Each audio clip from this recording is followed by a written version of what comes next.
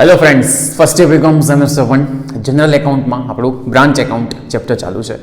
આજે independent branch યાની કે સ્વતંત્ર શાખાનો છેલ્લો લેક્ચર છે. આજે બોર્ડ ઉપર તમે લાસ્ટ સમજવા જઈ રહ્યા છો ફોર ઇન્ડિપેન્ડન્ટ બ્રાન્ચ, સ્વતંત્ર શાખા. ઓકે, હવે નેક્સ્ટ લાસ્ટ જે મેથડ છે એના સમ્સ નેક્સ્ટ વિડીયોથી સ્ટાર્ટ કરશું. આજનો સમ ચેપ્ટરનો આ મેથડનો સૌથી મોટો સમ છે. આનાથી મોટા સમ પોસિબલ નથી. મોટો ઇન ધ સેન્સ એક બે ટ્રાન્ઝેક્શન્સ, હવાલા, એડજસ્ટમેન્ટ વધારે છે, બાકી નથિંગ ન્યૂ. સમ એક્સરસાઇઝમાં 50 નંબરનો સમ છે. અમદાવાદની આસના એન્ડ કંપની છે અમદાવાદમાં, એની વાત છે, એની બ્રાન્ચ છે.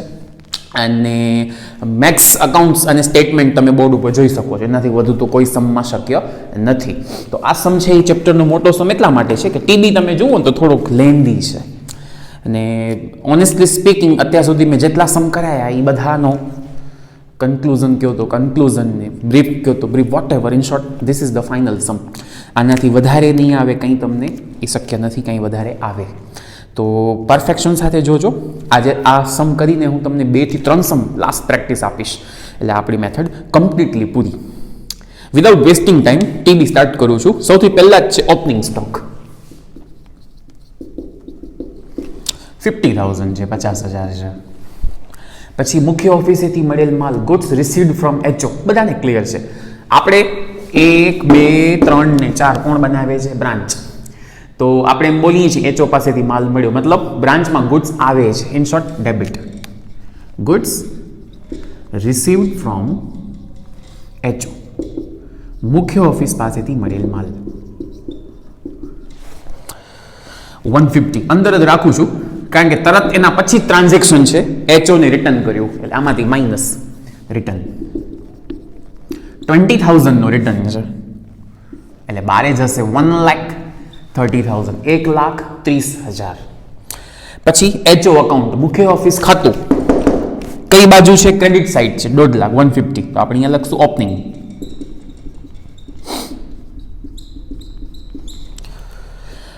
પરચેસ એન્ડ સેલ ક્લિયર છે બધાને. પરચેસ છે ડેબિટ, ઉધાર હશે, અંદર રાખું છું કારણ કે રિટર્ન્સ છે. અને સેલ છે એ ક્રેડિટ હશે, એ પણ અંદર રાખું છું. એના પછી જ છે ગુડ્સ રિટર્ન, માલ પરત. તો ડેબિટ છે એ શું હશે? Sales return. ઓકે, બધાને આવડે છે. વેચાણ જમા હોય, સેલ ક્રેડિટ હોય, તો વેચાણ પરત ઉધાર હોય, સેલ્સ રિટર્ન ડેબિટ હોય. તો પરત થયું છે 20,000, સેલ્સ રિટર્ન. અને જમા છે એ પરચેસ છે, સોરી પરચેસ રિટર્ન છે. ક્રેડિટ છે એ પરચેસ રિટર્ન છે, જમા છે એ ખરીદ પરત છે, 10,000.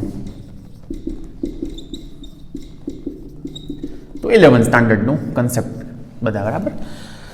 પછી છે ઓક્ટ્રોય. એવરીવન નો ધેટ નૂર જકાત, જેને આપણે ગુજરાતીમાં કહીએ છીએ.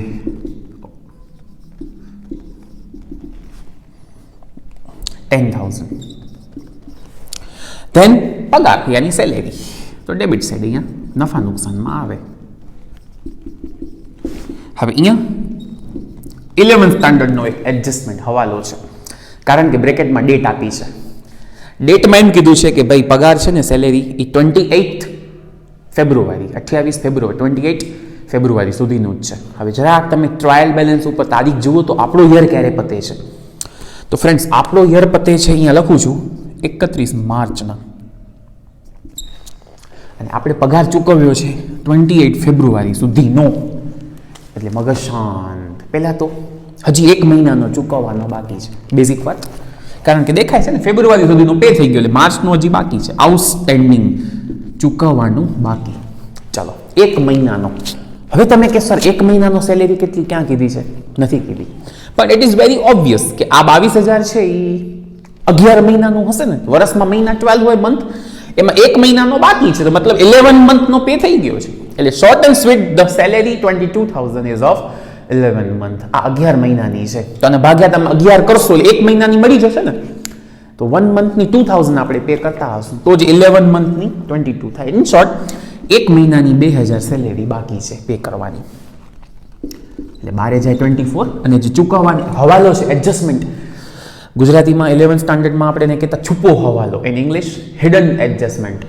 ઓકે, તો આઉટસ્ટેન્ડિંગ સેલેરી જે ચૂકવવાની બાકી છે એ આપણી લાયબિલિટી છે, એટલે બીજી ઇફેક્ટ આવશે લાયબિલિટી સાઈડ.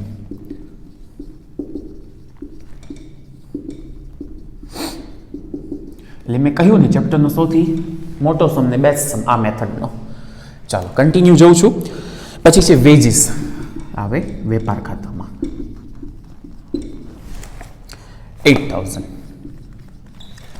પછી ધીમે ધીમે જઉં છું તો વર્ડ એમ છે બેડ ડેપ્ટ એન્ડ બેડ ડેપ્ટ રિટર્ન, ગાલખાત અને ગાલખાત પરત બધાને આવડે છે. ઓકે, બેડ ડેપ્ટ અહીંયા લખાશે, કેટલી છે બેડ ડેપ્ટ 2000 છે, અને બેડ ડેપ્ટ રિટર્ન અહીંયા લખાશે ગાલખાત પરત 5000. પછી ડેટર્સ ને ક્રેડિટર્સ. ઓકે, તો ઉધાર છે એ ડેટર્સ દેવાદાર હશે,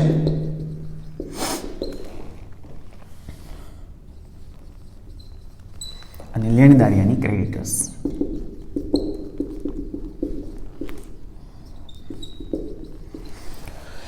પછી કેશ એન્ડ બેંક. હવે તમે જોશો ને તેમાં ડેબિટ સાઇડ પણ છે ને ક્રેડિટ સાઇડ પણ છે. તો ડેબિટ છે એ કેશ બેલેન્સ કે બેંક બેલેન્સ, કેશ બેલેન્સ હશે, રોકડ શિલક હશે. અને જમા છે 15000, 15000 credit, it must be BOD, bank overdraft જેને કહેવાય. ઓકે, તો 11 સ્ટાન્ડર્ડ જ આરામથી, છતાં પણ આપણે એક એક વસ્તુ એક્સપ્લેન કરીએ છીએ. And last government securities. શું છે આ? ઇન્વેસ્ટમેન્ટ.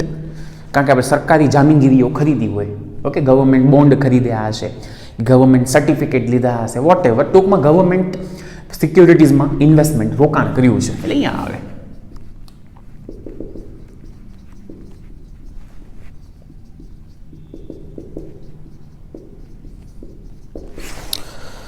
$95,000. ફ્રેન્ડ્સ, અહીંયા પણ છુપો હવાલો છે. It is very obvious and simple thing that if we are going to invest in vote ever investment, it means that you are going to receive the investment interest. Okay, investment interest તમને વ્યાજ મળે ટૂંકમાં, તો મળશે જ. તો જરાક bracket વાંચી લઈએ. એક તો 10% ક્લિયર ઇન્ટરેસ્ટ મળશે, ફેસ વેલ્યુ 1 લાખ. બધાની નોલેજ બેઝિક વાત છે, છતાંય કહી દઉં કે ઇન્વેસ્ટમેન્ટ ઉપર ઇન્ટરેસ્ટ મળે એ હંમેશા મૂળ કિંમત, દાર્શનિક કિંમત, ઇન ઇંગ્લિશ ફેસ વેલ્યુ, પાર વેલ્યુ, મૂળ કિંમતે મળે.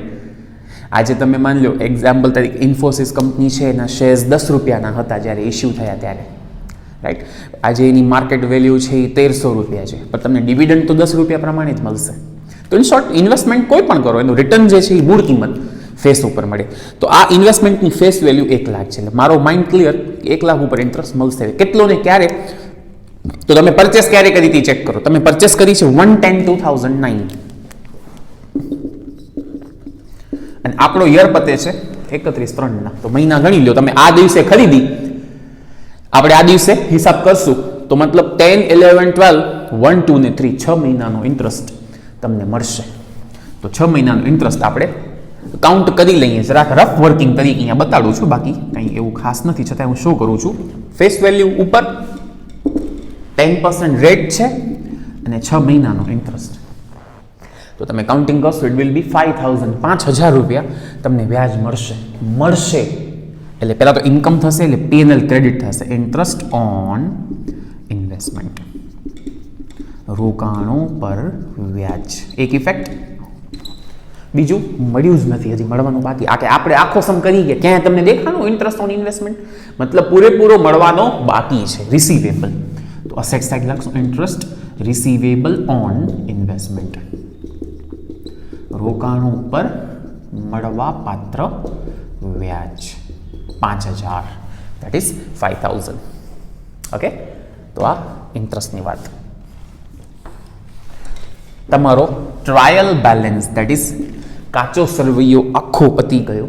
છેલ્લું કામ વધારાની માહિતીમાં પહેલું ક્લોઝિંગ સ્ટોક 60000.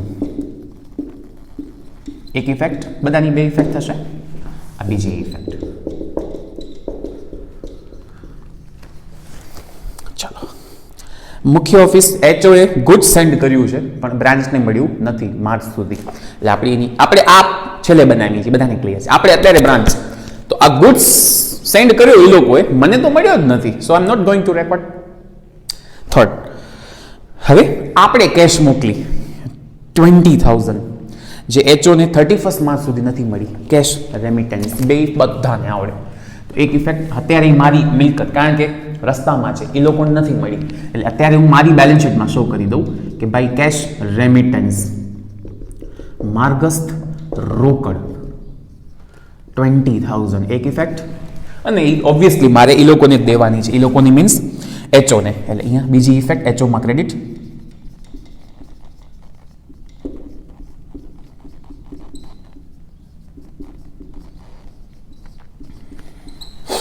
ઓકે, ચાલો બે ઇફેક્ટ. એન્ડ લાસ્ટ આપણે એવું ખબર છે ડેપ્રિશિએશન વાળો પોઈન્ટ, એ જ effect, P&L debit, HO credit, ઘસારો. પણ કાઉન્ટ કરવું પડશે, બહુ ઇઝી છે. 60,000નો એક ફર્નિચર એચઓએ મોકલ્યો છે 110ના, રફ વર્કિંગ બતાડું છું તમને અહીંયા.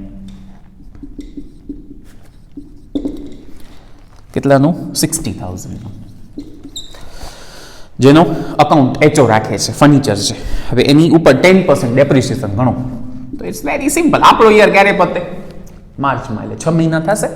તો આપણે 60,000 ના કેટલા પર્સન્ટ ડેપ્રિશિએશન? 10%, અને 6 મંથ તમે કાઉન્ટ કરી લો. 60,000 ઇન્ટુ 10% અને 6 મંથ 3,000 રૂપિયા થશે. ઇફેક્ટ જ P&L debit, HO credit.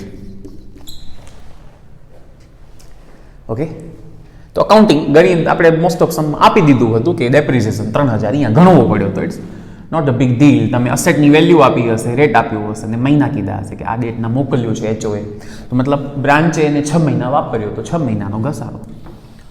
Okay, ચાલો. Finally everything is over about books of branch. શાખાના ચોપડે બધું પતી ગયું. હવે છેલ્લું કામ બંધ નહીં કરવાનું. ઓકે, બી ક્લિયર, કારણ કે હજી તો આ બાકી છે. બંધ કેમ થાય? તો પહેલાં આપણે બનાવી લઈએ એચઓના બુક્સમાં બ્રાન્ચ. તો એટલું ઇઝી છે, બધાને આવડે છે. ટ્રેડિંગ એકાઉન્ટની ડેબિટ સાઇડનો ટોટલ કરું છું 50,000, 130, 140 અને 18,000, 3,38,000. અહીંયા ઉધાર બાજુ છે, ત્યાં જમા લખ્યું જ છે મેં, જુઓ, બ્રાન્ચ ટ્રેડિંગ ડેબિટ, શાખાના વેપાર ખાતાની ઉધાર બાજુ 3,38,000. પછી પીએનએલ ડેબિટ 3 જ ફિગર છે, 29,000 થાય છે. ડેબિટ અહીંયા ક્રેડિટ લખવાનું ઈ જ, બ્રાન્ચ પીએનએલ ડેબિટ, શાખાનું ખાતે ઉધાર. અને બેલેન્સ શીટ અસેટ સાઇડ, ઉધાર બાજુ એટલે અસેટ સાઇડ, બધાને ક્લિયર છે. અસેટ સાઇડનો ટોટલ કરી લઉં છું.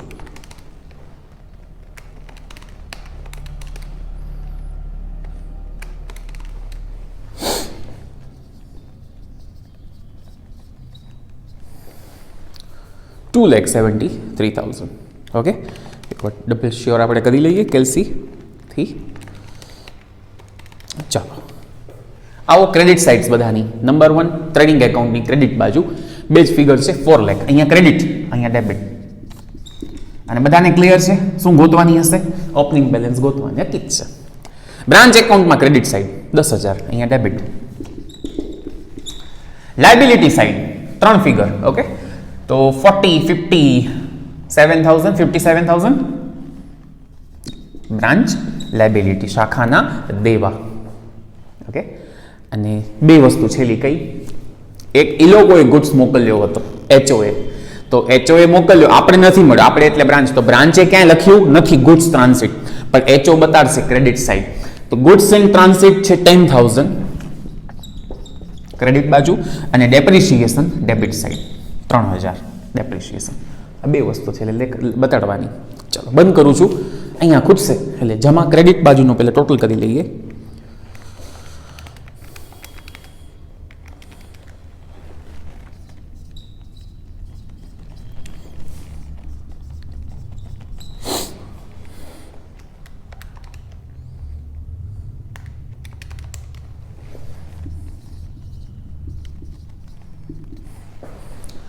$1,80,000 is the answer. 1,80,000 રૂપિયા opening balance. Just four knowledge. HO વાળા એમ કે, સોરી, બ્રાન્ચ વાળા એમ કે છે કે એચઓ ની ઓપનિંગ 150, 1.5 લાખ, અને એચઓ એમ કે છે બ્રાન્ચની ઓપનિંગ 180. તો મતલબ કે આની બેની ઓપનિંગ સેમ હોવી જોઈએ, પણ ડિફરન્સ છે કેટલો? 30,000 30,000 રૂપિયાનો આપણે એમ કહીએ ગોટાળો છે. તો કેમ ગોટાળો છે? રીઝન બે જ, ગુડ્સ ઇન ટ્રાન્સિટ ને કેશ રેમિટન્સ, આ બેનો ટોટલ 30,000 થતો હશે. ચેક કરો તો જુઓ, ગુડ્સ ઇન ટ્રાન્સિટ સેકન્ડ એડજસ્ટમેન્ટ 10,000, માર્ગસ્થ માલ 10,000 અને કેશ રેમિટન્સ માર્ગસ્થ રોકડ 20,000. 10 ને 20 કેટલા થાય? 30. આ જસ્ટ નોલેજ, ખબર હોવી જોઈએ તમને કે શું કામ વેરિયન્સ છે ને ટેલીએ કરી લેવાનો. આપણે શું છે, શ્યોર થઈ જઈએ કે આપણો સમ છે એ 15 માર્ક્સના પૂરા રોકડા સમ માર્ક્સ છે. ચલો હવે બંધ કરી લઉં બધું વન બાય વન. તો જીપી મળી જશે અહીંયા સૌથી પહેલા જીપી, કાચો નફો.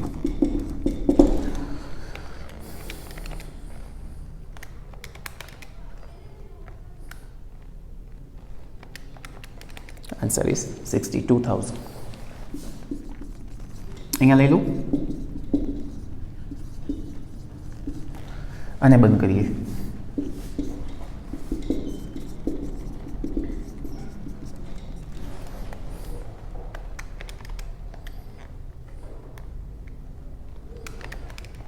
$43,000 નેટ પ્રોફિટ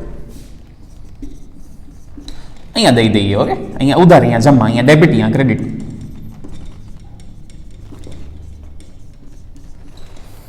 ચલો એને બંધ કરીએ.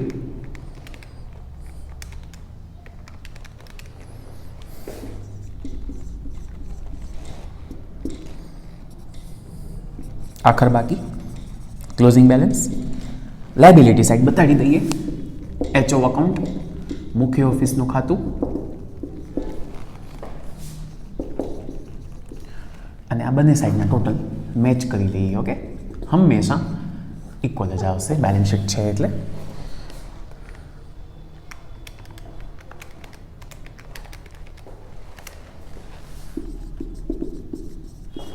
$2,73,000 અને આ તો આપણે પહેલે જ બંધ કરી નાખ્યું. ઓકે, તો ફ્રેન્ડ્સ, તમારો ઇન્ડિપેન્ડન્ટ બ્રાન્ચ સ્વતંત્ર શાખાનો ટોપિક ચેપ્ટરની 2 મેથડમાંનો એક મેથડ આજે પૂરી થઈ જાય છે. અહીં I am giving you this sum, obviously કરશો જ, પ્લસ લાસ્ટ 3 સમ, છેલ્લા 3 સમ. નોટ સેઇંગ કાલને કાલ હોમવર્ક સબમિટ. આજે મંડે છે, વેનસડેના મને સબમિશન જોઈશે, મતલબ કાલ નહીં ને પરમ દિવસે મને 3 સમ સબમિટ કરાવી દેજો. ઓકે, અને નેક્સ્ટ કાલથી આપણે નવી મેથડ ચાલુ જ કરીએ છીએ, બટ આની એક પ્રેક્ટિસ પરમ દિવસે હું ચેક કરીશ. તમે વિડીયો પોઝ કરીને આ આખો 50 સમ 50 નંબરનો સમ કરી લો, દેન હોમવર્કના સમ હું તમને બોર્ડ ઉપર બતાડી દઉં કયા તમને કરવાના છે. ઓકે ફ્રેન્ડ્સ, લાસ્ટ આ મેથડના 3 હોમવર્ક, દેટ્સ ઇટ. 52 મેં નામ લખ્યા છે, બિઝનેસ જે છે એના નામ શું છે? તો 52માં કમલ ટ્રેડર્સ નામ છે કોલકાતા, 54 ગણેશ ટ્રેડર્સ નામ છે ગાંધીધામ, અને 55 અલ્કા એન્ડ કંપની નામ છે. ઓકે, તો આ તમારા લાસ્ટ 3 હોમવર્ક.